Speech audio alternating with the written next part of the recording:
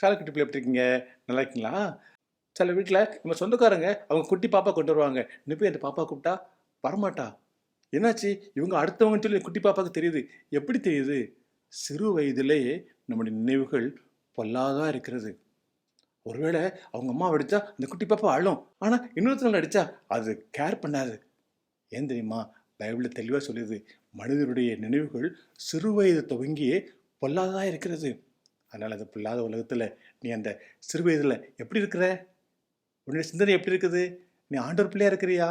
உன் சிந்தனை ஏசப்பாவுக்கு பிரியமானதா இருக்குதா? சரி பண்ணிக்க. ஓகேயா? பாய். கர்த்தர் இனி நான் மனுஷன் நிமித்தம் பூமியை சபிப்பதில்லை. அவனுடைய இருதயத்தின் நினைவுகள் அவன் சிறுவயது தொடங்கி பொல்லாததாய் இருக்கிறது என்றார். ஆதியாகமம் 8:21.